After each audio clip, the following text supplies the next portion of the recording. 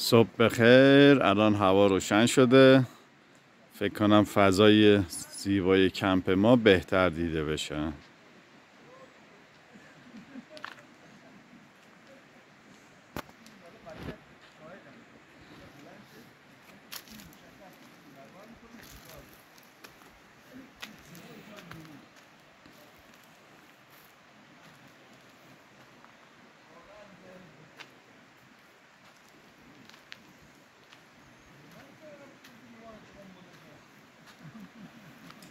این نانوه که آقا حجت از یکی از بچه ها گرفته. نانو جالبی هم هستش.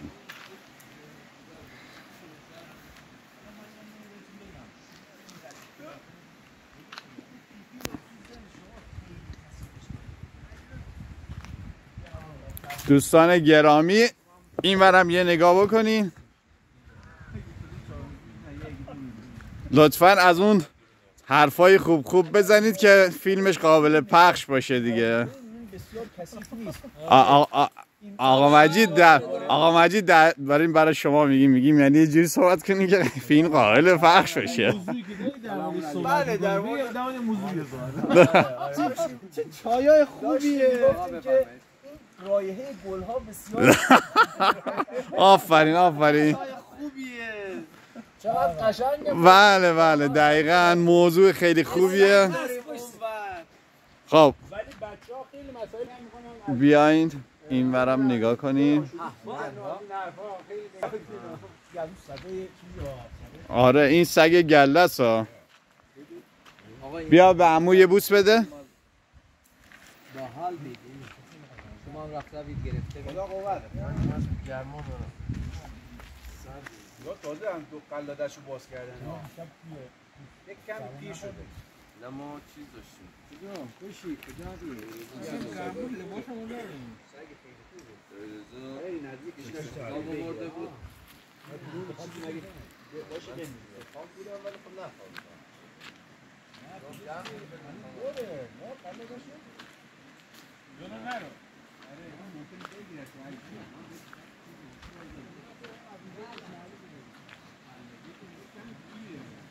منطقه فوق‌العاده زیبای بوژان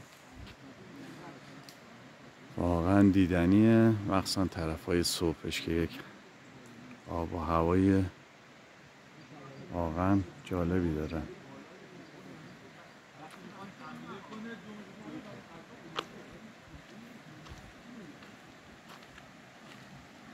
منطقه‌ای هم که دیشب ما کمپ کردیم چشمه بوژان که بعضی از محلی‌ها بهش چهارچشمم میگن.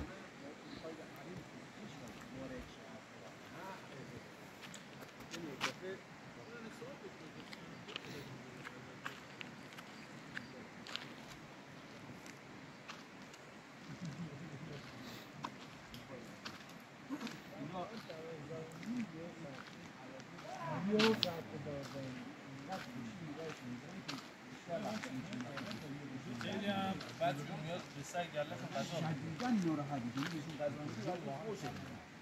الان سگ گله او احساس خیلی میکنه به تو. بعد انگار با تو رفیقی. بعدم زمین که مثلا به خودش میگه این صاحب من به من غذا نمیده. این چقدر خوبه که به من غذا میده. میدین چه جوری میگه بچه‌های خوب.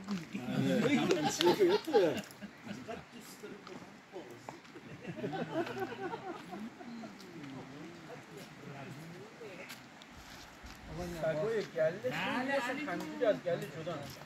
این نفرشون غذا کلا منم صبح یک بیدار بشم گوشتم میگیرم. سوال من به من غذا نمیده.